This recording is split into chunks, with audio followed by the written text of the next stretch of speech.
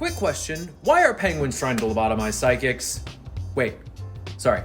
Why are people trying to legalize psychedelics? Sorry, I've been conducting some, experiments.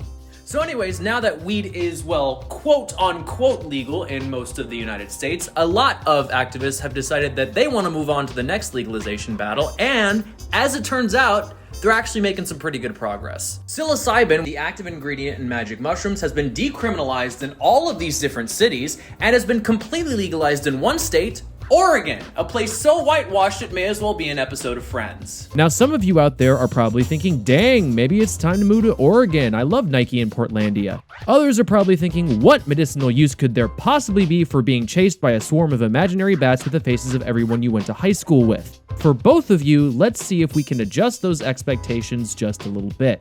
Psilocybin is just one of many chemical compounds that produce hallucinations and other stimulating effects on the brain. A few others include dimethyltryptamine, or DMT, which is found in the ceremonial drink ayahuasca, mescaline, which is found in the plant peyote, and lysergic acid diethylamide, or LSD. While the scientific community is still figuring out exactly how these compounds work, we do know that the molecular structure of these compounds very closely resembles a chemical in your brain called serotonin. Serotonin is a neurotransmitter that helps your brain regulate mood, feelings of well-being, and overall happiness. If you're struggling with anxiety or depression, serotonin is the hormone that you wish you had more of. And when you ingest a psychedelic compound, it bonds to the receptors in your brain normally reserved for serotonin and stimulates them. But there's also a part of your brain that it turns off, which is something called the default mode network. The current theory is that this is the part of your brain that helps you create a sense of self, remember the past, imagine the future, produce moral judgment, and think about the minds and thoughts of others. It's essentially the part of your brain that talks to itself and acts as the leader or the conductor that controls how other parts of the brain talk to each other.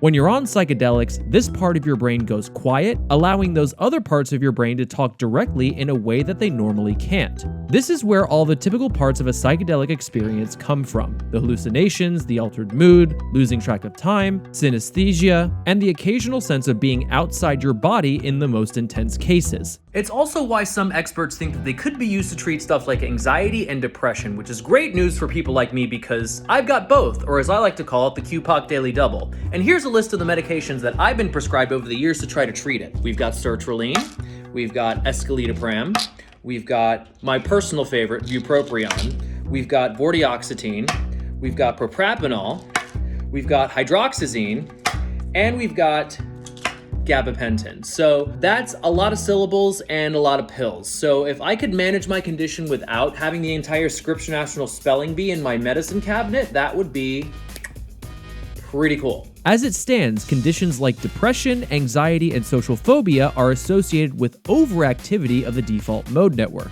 And it's not just about anatomy. Part of what characterizes conditions like addiction, anxiety, and depression is something called entrenched pathology, which is a fancy way of saying that harmful thought patterns get reinforced to a point where they're virtually automatic. By taking that self-talk part of the brain offline, the theory is that a psychedelic experience can help interrupt that pattern and replace it with a more profound experience that helps them gain new insight and reconnect to deeper parts of themselves. The other really wild thing about these compounds is that, in theory, they're not doing anything to your brain that it can't theoretically do on its own. Skilled practitioners of meditation, for instance, are able to reduce activity in their default mode network.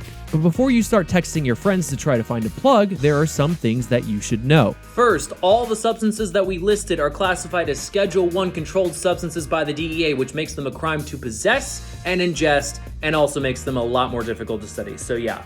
Looks like my little mermaid stash of psychotropic meds is not going to be going anywhere for the time being.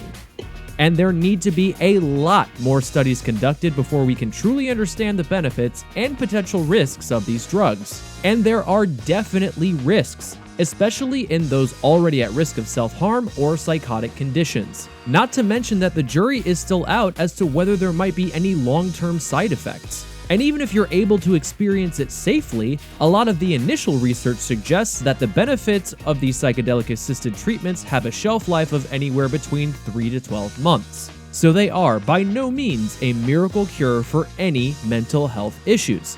And it's worth mentioning that ingesting anything doesn't count as a treatment unless it's done under the supervision of a professional. And no, your friend who wears Baja jackets and does shrooms in the desert with a so-called shaman does not count as a professional. So, if you're looking for a profound experience, might we suggest kicking back and expanding your mind with another healthy dose of video content. I've got Zoloft and Prozac aplenty. I've got Valium and Paxil galore. You want Wellbutrin? I've got 20. If there's any topic out there that's got you scratching your head and you're too scared to ask, you should totally send it our way. Tweet using the hashtag #QuickQuestion or email us at questions@brainjoltmedia.com. Don't forget to follow us, and remember, quick questions don't always have quick answers.